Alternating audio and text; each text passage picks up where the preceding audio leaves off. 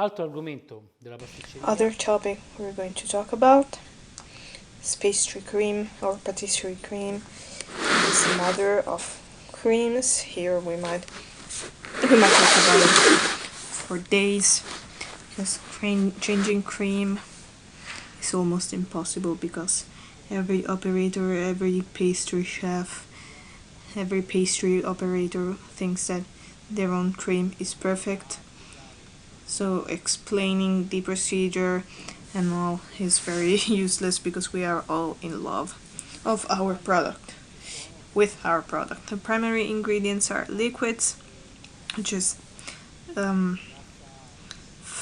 milk, and fat mass, which is cream. Cream is that ingredient that allows us, when we put it on a negative temperature, it even helps preserve it. Custard sugar, egg yolk, and flour, which in this case is rice starch and corn starch, the two starches, because I prefer a velvety product and a shiny product. I even have that fat of the cream. It's nice and velvety, almost that binds with all the palate and the tongue. The yolks as an egg component. The more yolks we have, the richer the cream will be in proportion. If we want to put more yolks, we must slightly lower the starch quantity, so the ratio is 10:1. We've been knowing pastry creams in our history, even as a component like flour. They used to make it with flour, but I personally prefer to make it with starches. You can make it with flour, but you should you should cook it for a little longer, and that will influence the protein coagulation of the eggs. Talking about the sugar, I always only use custard sugar, which I'll add half of it inside the liquids. Why? Because many times it happens that when I cook the liquids, I have a slight layer on the bottom of the casserole, because we have fat falling down. So I prefer to put part of the sugar in the fat mass, so that the fats bind with the sugar instead of creating a layer on the casserole.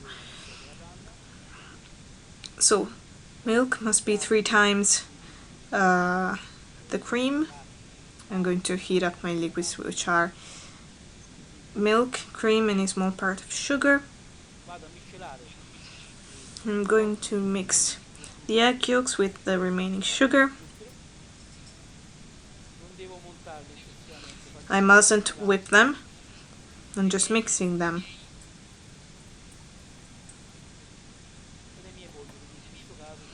And the powders, that in this case are rice starch and corn starch.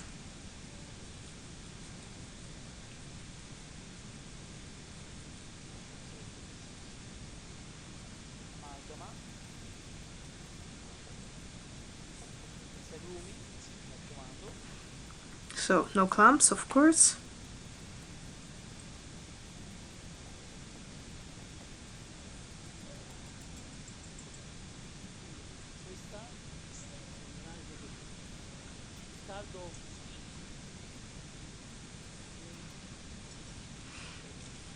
Heating up my liquids and wait for the temperature to rise. As we know, sugar is an anti-coagulation factor, so it will slow down the coagulation of the eggs, and this will allow me to And it's also a preservative, so it will also preserve the cream. It's a microscopical power, and it's even sweetening, of course, and I can even make pastry cream with alternative sugars, with honey, and maybe also fructose, always knowing the sweetening power of the sugar we are using and making a sort of math operation. In this case, for example, if I have 250 grams of sugar, custard sugar, and I wanted to change my recipe with a fructose or honey, I just have to know the sweetening power of the sugar I want to substitute it with. In this case, I know that sucrose has a sweetening power is 100. I'm going to see the sweetening power of fructose, which is around 170, and I'll do this operation. 250 is the quantity, for example, of sugar inside of my recipe, divided by 1.7, and the sum is the quantity of fructose that I have to insert inside of the recipe. It's 250 divided by 1.7, and these will be the grams of fructose to insert in my recipe.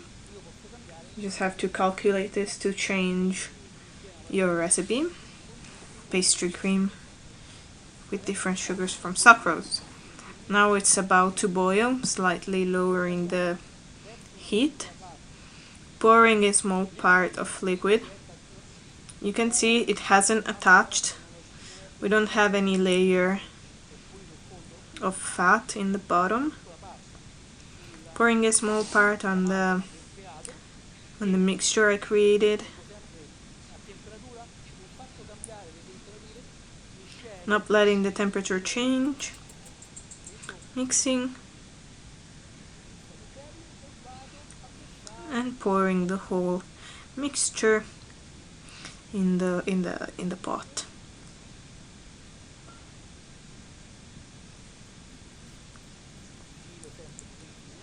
Stirring continuously.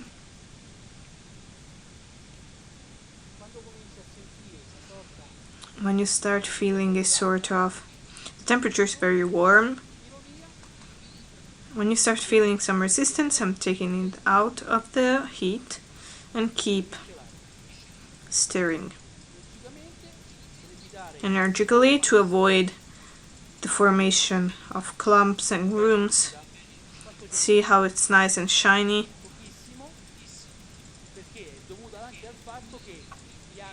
It took a very short amount of time because the starches start closing, tightening and keeping liquids at around 80, 84, 85 degrees.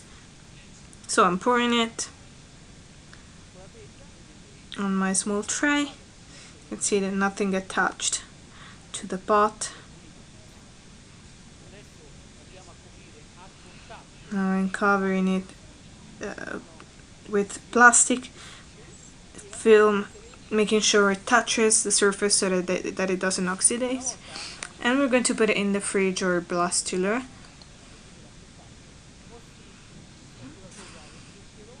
So people used to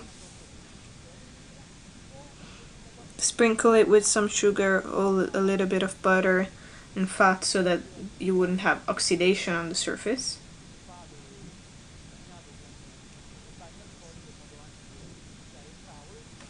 So it was even left on working surfaces with some alcoholic liquids. I'm gonna put it in the blast chiller and let it cool down, and we're going to stuff the puff pastry, the choux pastry, sorry.